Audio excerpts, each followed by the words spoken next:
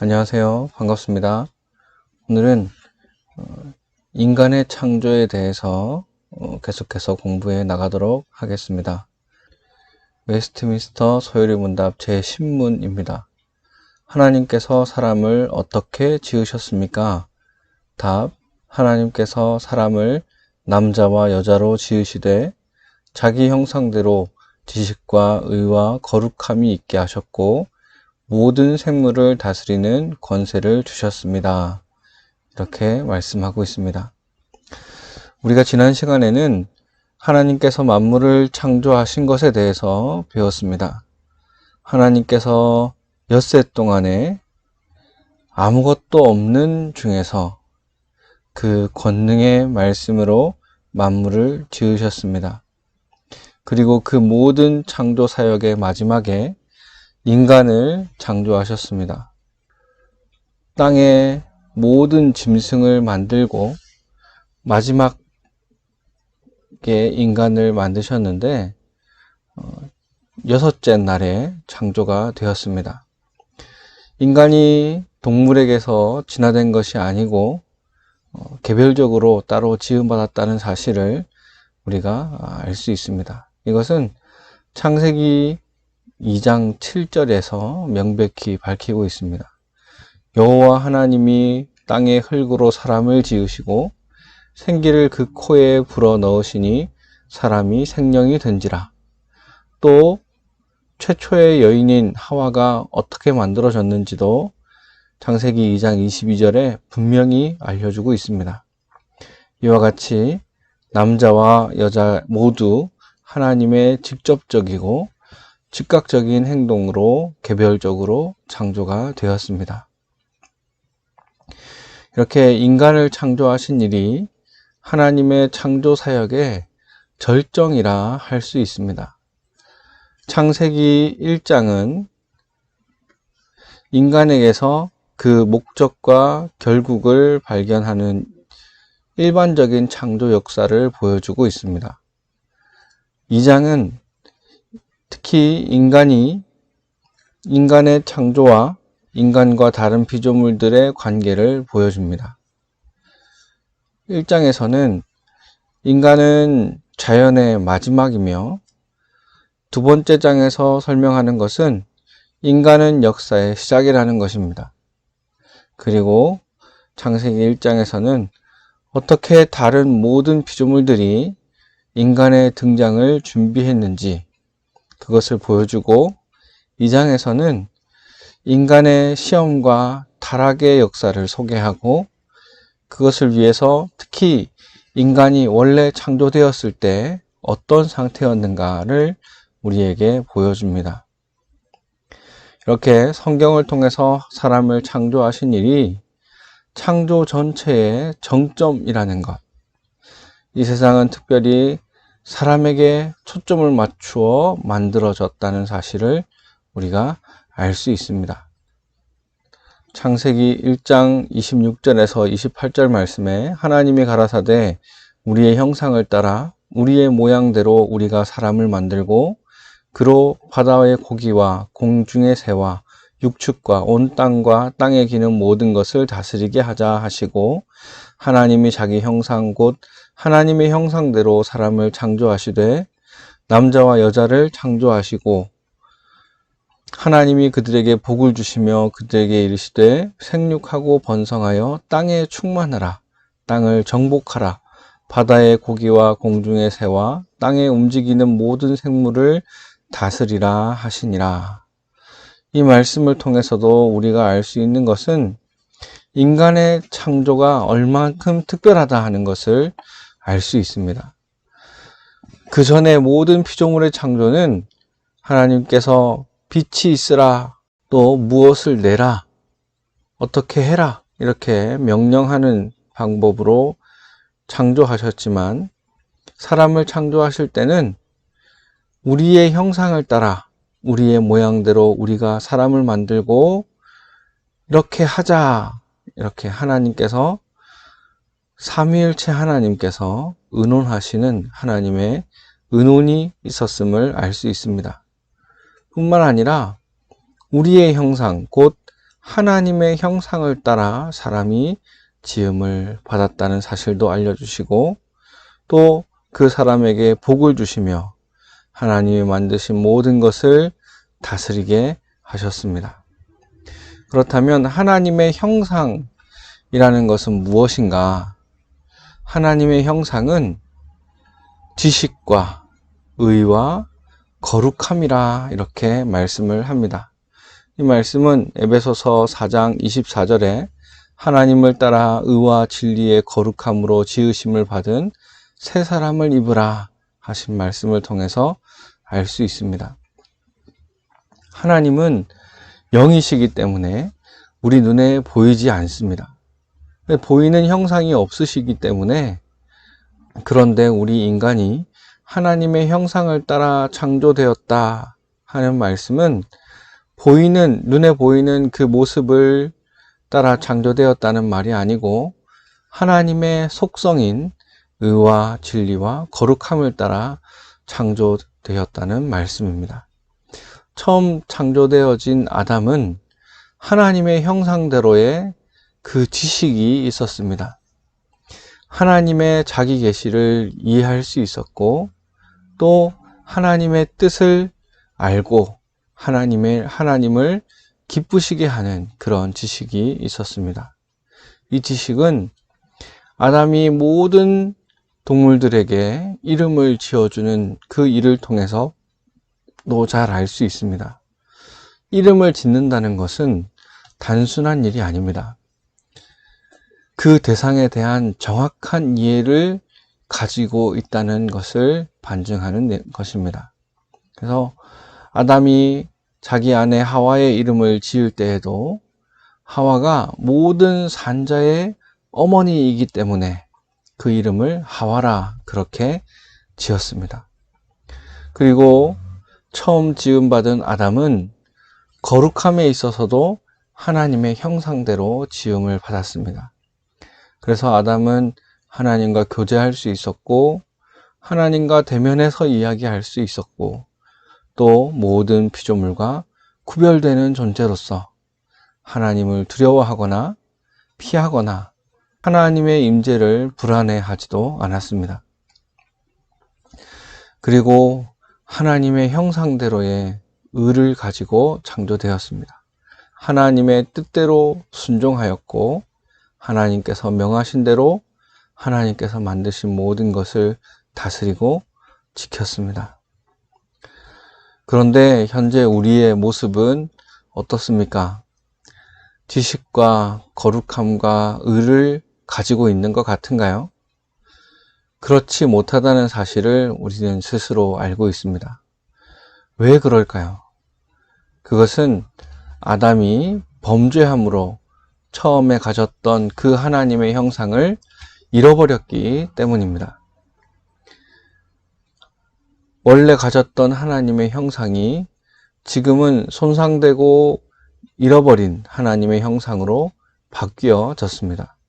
아담이 하나님께서 먹지 말라 하신 그 선악과를 먹은 후에 타락하고 부패하여져서 하나님의 형상을 잃어버리게 된 것입니다.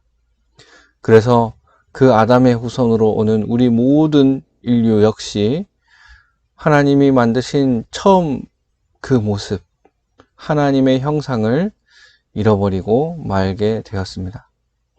범죄한 후에는 아담이 하나님을 피해서 숨었고 하나님을 두려워하게 되었습니다. 거룩함의 손상을 입은 것입니다.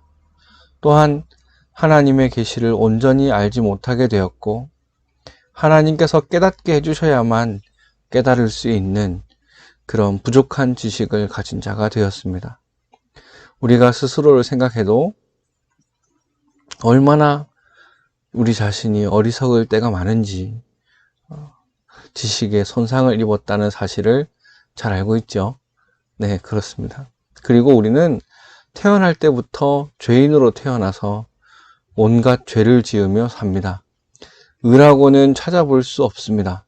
속이고 거짓말하고 시기하고 질투하고 미워하고 싸우고, 그렇다면 우리에게는 이제 더 이상 희망이 없는 것인가?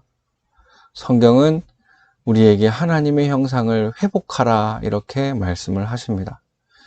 우리 예수 믿는 사람들은 하나님을 따라 의와 진리의 거룩함으로 지으심을 받은 새 사람을 입게 되었습니다. 하지만 아직 완전하지 못하기 때문에 하나님의 형상으로 회복되어 가는 중이라 그렇게 말할 수 있겠습니다. 이것을 다른 말로 성화라 그렇게 말을 합니다. 이렇게 우리는 성화되어 가는 과정에 있다는 사실을 알고 우리 인류 시조 아담 하와의 범죄로 말미암아 잃어버렸던 그 하나님의 형상을 예수님의 그 사활 대속공로를 믿음으로 구원을 얻은 우리가 이제 회복해 나가는 단계에 있다 하는 사실을 알아야 하겠습니다. 그리고 다스리는 권세를 하나님께서 주셨습니다. 모든 생물을 다스리는 권세를 하나님이 주셨는데 이 지구상에 하나님이 만드신 모든 피조물을 우리 인간이 다스리게 되었습니다. 이것은 우리가 세상의 왕이 되었다는 뜻이 아닙니다. 하나님께서 가지신 통치권을 우리가 위임받아서 하나님의 뜻대로 하나님이 만드신 모든 것을 다스리게 된 것입니다. 이것을 성경에서는 청직이라 이렇게 표현하기도 합니다. 창세기 1장 28절 말씀에 하나님이 그들에게 복을 주시며 그들에게 이르시되 생육하고 번성하여 땅에 충만하라 땅을 정복하라 바다의 고기와 공중의 새와 땅에 움직이는 모든 생물을 다스리라 하시니라. 인간은 하나님이 만드신 모든 만물을 잘 다스리는 일을 하도록 그렇게 지음을 받았습니다. 하지만 앞에서 말했던 것처럼 내가 왕이 아니고 하나님이 왕이시고 하나님이 주인이십니다. 우리는 주인 되시는 하나님의 것을 맡아 가진 청직이라는 사실을 늘 기억해야 되겠습니다. 그렇기 때문에 우리는 내 마음대로 함부로 해서는 안 됩니다. 반대로 어차피 내 것도 아닌데 하는 그런 마음을 가지고 하나님이 주신 것들을 방치해 두어서도 안 되겠습니다. 하나님의 뜻대로 잘 관리하고 다스리는 것, 이것이 우리 인간이 해야 할 사명입니다. 하지만 타락하고 부패한 우리는 여러모로 부족합니다. 잘 다스리지를 못합니다. 내 주위에 있는 것들조차도 잘 다스리지 못해서 오히려 망가지고 고통받게 하는 경우가 참 많이 있습니다. 그렇기 때문에 우리는 겸손히 하나님 앞에 엎드려 하나님의 도움을 구해야 합니다. 하나님이 주시는 지혜와 하나님이 주시는 능력으로 하나님께서 나에게 허락하신 이 모든 것들을 어떻게 사용하고 어떻게 보호하고 어떻게 지켜야 하는지 어떻게 다스릴 것인지 하나님의 뜻을 찾아 하나님의 도우심을 받아 하나님께서 맡겨주신 사명을 잘 감당할 수 있는 그런 우리들이 되어야 되겠습니다. 그리고 하나님께서는 우리 인간을 남자와 여자로 창조하셨습니다. 아담이 독처하는 것이 좋지 못하여 돕는 배필을 주셨다 그렇게 말씀을 하고 있습니다. 그리고 정확하게 하나님이 자기 형상 곧 하나님의 형상대로 사람을 창조하시되 남자와 여자를 창조하시고 하나님이 그들에게 복을 주시며 그들에게 이르시되 생육하고 번성하여 땅에 충만하라 그렇게 말씀하시고 창세기 2장 24절에는 이러므로 남자가 부모를 떠나 그 아내와 연합하여 둘이 한 몸을 이룰지로다 라고 말씀을 합니다. 이는 결혼이라는 제도로 이어집니다. 남자와 여자가 결혼하여 가정을 이루고 자녀를 낳고 또 성경에는 생육하고 번성하여 땅에 충만하라 말씀하신 대로 남자와 여자가 만나서 부모를 떠나 둘이 연합하여 한 몸을 이루게 되고 또 가정을 이루게 됩니다. 이 결혼이 그냥 둘이 만나서 행복하게 잘 먹고 잘 살고 아기나 잘 키우고 하는 것이 전부가 아닙니다. 인간의 창조 목적, 모든 생명과 피조물을 주관할 사명이 그 가정마다 주어지게 되는 것입니다. 결혼하여 가정을 이루면 그것으로 끝나는 것이 아니고 거기서부터 또 시작인 겁니다. 남편과 아내가 끊임없이 서로의 성장을 돕고 동력하여서 하나님의 뜻을 이루어 가야 합니다. 그런데 우리 대적, 우리 원수 마귀는 이 하나님이 만드신 가정을 파괴하고 또 하나님께서 주신 그 창조 목적대로의 삶을 살지 못하도록 계속해서 방해하는 그런 역사를 하고 있습니다. 그렇기 때문에 이 남자와 여자를 창조하셨다 하는 이 말씀을 여러분들에게 드리면서 최근에 다시 발의된 이 포괄적 차별금지법에 대한 얘기를 하지 않고 그냥 지나갈 수가 없을 것 같습니다. 그래서 잠깐 이 얘기를 여러분들과 함께 하도록 하겠습니다. 하나님의 창조 질서와 결혼 제도를 파괴하는 것이 바로 이 차별금지법입니다. 이유 없이 차별하는 것은 분명 잘못된 것입니다. 힘 있는 사람이 힘 없는 사람을 차별하고 억압하고 손해보게끔 하는 것은 분명 잘못된 일이지만 이 차별금지법이라는 것이 그 내용을 잘 살펴보면 반성경적이고 또 가정을 파괴하는 것이고 또 역차별적인 그런 잘못된 법이기 때문에 우리는 이 법을 받아들여서는 안 되는 것입니다.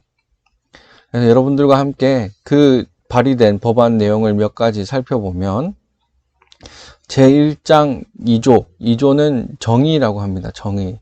이 차별금지법에서 하는 용어의 정의를 설명하는데 1번에서 성별에 대해서 정의하기를 성별이란 여성, 남성, 그 외에 분류할 수 없는 성을 말한다. 이렇게 정의를 하고 있습니다.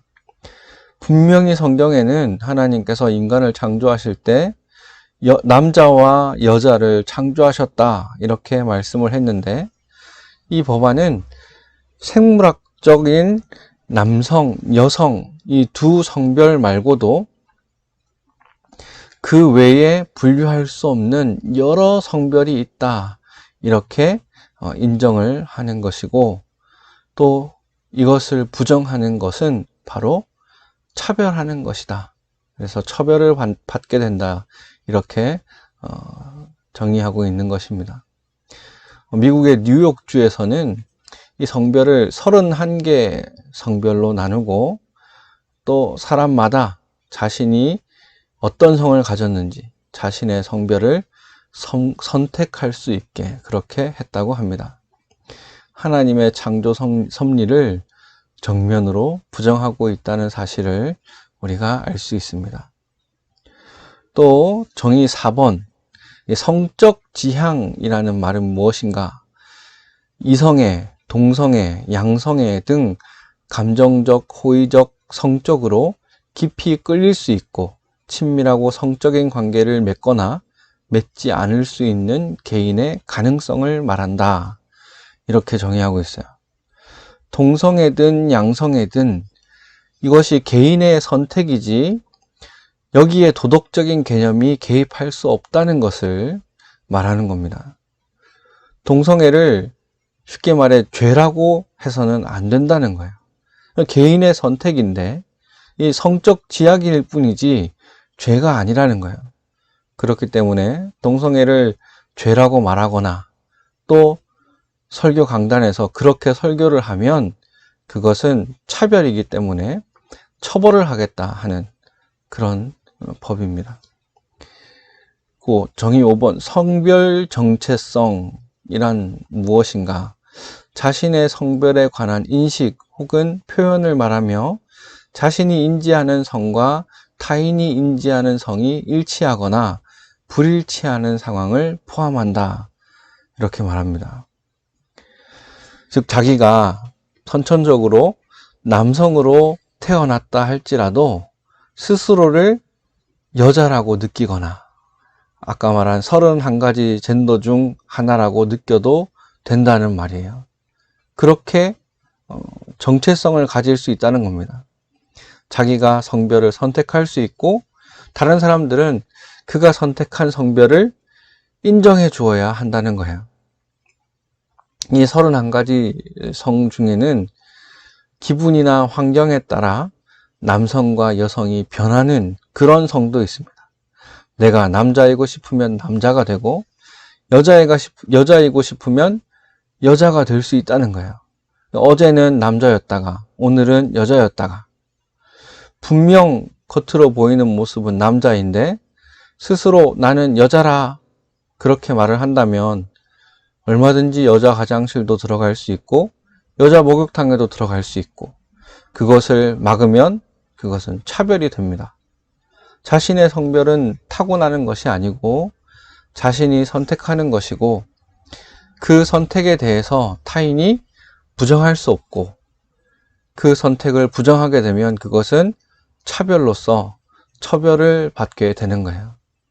실제로 외국의 한 예를 들면 자기가 예를 들어 남자로 태어났는데 스스로를 여자라고 생각을 하고 성전환 수술을 받으려고 했습니다. 이 성전환 수술을 받으려고 하는 자녀를 부모가 말렸을 때 어떻게 됐는가? 부모의 잘못, 이거는 자녀의 성 정체성을 침해한 것이고 차별한 것이기 때문에 자녀에 대한 양육권을 국가에서 박탈을 해갔습니다. 그래서 자녀를 더 이상 양육할 수 없게 되었고 또 처벌을 받게 되는 그런 일이 실제로 외국에 있었습니다. 우리나라도 이 차별금지법이 통과되면 이런 일이 없으리라는 법이 없습니다. 그리고 이어서 또 더 살펴보면 3조에는 금지 대상 차별의 범위, 무엇이 차별인가를 지정하고 있는데 그 5번째를 보면 합리적인 이유 없이 성별 등을 이유로 특정 개인이나 집단에 대한 분리, 구별, 제한, 배제, 거부 등 불리한 대우를 표시하거나 조장하는 광고 행위는 차별이다. 이렇게 정의를 하고 있습니다. 여기 보면 분리와 구별, 거부 이것이 차별이라는 거예요. 그러니까 동성애와 이성애를 다른 것으로 도덕적인 개념으로 보고 분리하거나 구별하는 것조차 차별이라는 거예요. 그러니까 동성애나 이성애나 똑같다 이렇게 해야 차별이 아니지 동성애와 이성애는 다르다 라고 분리를 하거나 구분하는 것 자체가 이미 차별이라는 거예요. 그래서 동성애를 거부해서도 안 되고 또 어디서든지 동성애는 잘못된 것이다. 이거는 하나님이 정하시는 이치에 어긋난 것이다. 즉 죄다 이런 식으로 가르치면 이거는 차별 행위가 되는 거예요. 그래서 법적으로 제재를 받게 되고 권고 조치를 취했음에도 불구하고 계속해서 이러한 차별을 행하면 법적인 제재와 벌금 또 심할 때는 구속까지도 갈 수 있게 되는 겁니다. 성경에 기록된 대로 가르치는 것은 차별이기 때문에 성경 말씀을 가르칠 수 없다는 거예요. 그리고 고용에 관해서 모집, 채용 광고 시 성별 등을 이유로 한 배제나 제한을 표현하는 행위 이렇게는 예를 들어 군대에서 장교를 모집한다고 할 때 동성애자라고 배제하거나 제한하면 이는 차별이 되는 거예요. 나랑 같이 일하는 군대 장교가 동성애자라면 옆에 같이 복무하는 사람이 불편할 것을 인정하지 않는 거예요. 현재는 우리나라에서 군대 내에서 동성끼리의 성관계를 갖는 것은 불법으로 정해져 있습니다. 그런데 차별금지법이 통과가 되면 그것은 불법이라고 할 수 없는 일이 됩니다. 군대 내에서 얼마든지 동성 간의 성관계를 가질 수 있게 되는 거예요. 그 곁에 있는 사람들은 얼마나 불편할지 이것을 전혀 생각하지 못하는 그런 법인 겁니다. 그리고 서류 지원 및 면접 시 직무와 관련 없는 성별 등의 정보를 제시, 요구하거나 채용 시 성별 등을 평가 기준으로 하는 행위, 이런 것 또한 차별이라는 거예요.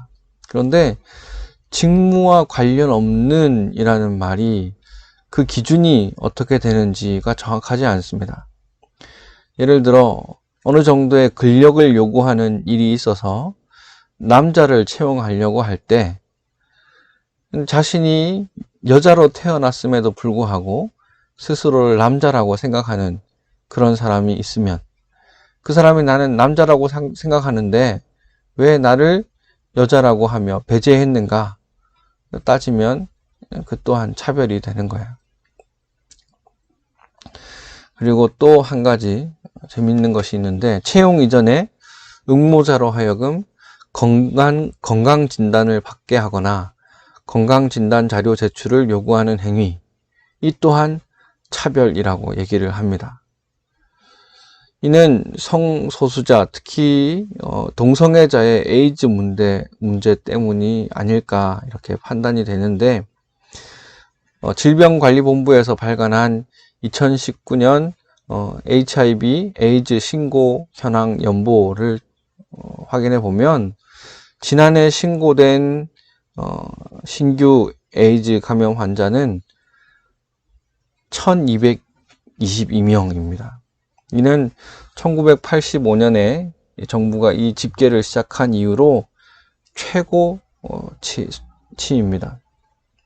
이 신고자 가운데 남성이 1111명으로 대부분을 차지했고 또 그 중에 20대, 30대 비율이 63.7%를 차지하고 있습니다. 외국인을 제외한 우리나라 국민 숫자는 1005명이고 그 중에 871명이 성접촉에 의한 감염으로 에이즈에 걸리게 되었다고 밝히고 있습니다. 이렇게 동성애에 심각한 폐해가 있음에도 불구하고 이런 폐해는 감추고 무조건 차별을 하지 말아야 한다, 이런 식으로만 얘기를 하고 있는 것입니다. 그리고 차별 시정 정책의 수립 및 달성을 위한 실태조사, 교육훈련, 홍보 등의 조치를 취해야 한다. 지자체도 이렇게 해야 하고 특히나 교육부서, 각 지역의 교육청이나 또 학교 등에서는 이 차별을 시정하기 위해서 정책을 수립하고 또 이를 위한 실태조사, 교육훈련, 홍보 등의 조치를 취하는 것을 의무로 하고 있습니다. 이게 무슨 말인가? 이 실태조사를 한다는 것은 평범한 이성애자들의 인식을 조사하는 거예요. 이게 무슨 말인가? 하나님께서 사람을 창조하실 때 남자와 여자로 창조하셨다 하는 사실을 알고 믿고 또 그렇게 살아가고 있는 사람이 어느 정도 있는지 그 실태를 조사한다는 거예요. 그래서 그 사람들을 성인지 감수성이 떨어지는 사람, 젠더 교육이 되지 않은 사람이라고 특정을 하고 그들에게 교육 훈련과 홍보를 한다는 거예요. 어떻게 하는가?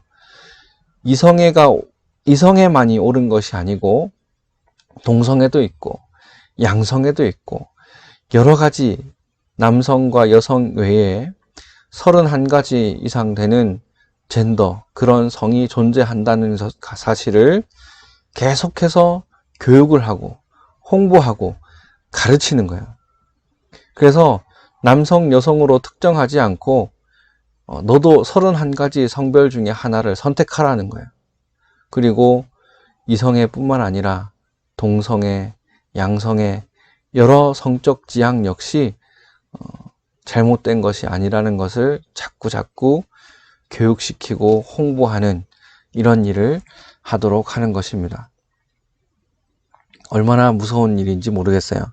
하나님께서는 인간을 아주 특별하게 창조하셨습니다. 남자와 여자를 창조하시되 하나님의 형상대로 지식과 의와 거룩함이 있게 하셨고 또 인간에게 모든 생물을 다스리는 권세를 주셨습니다.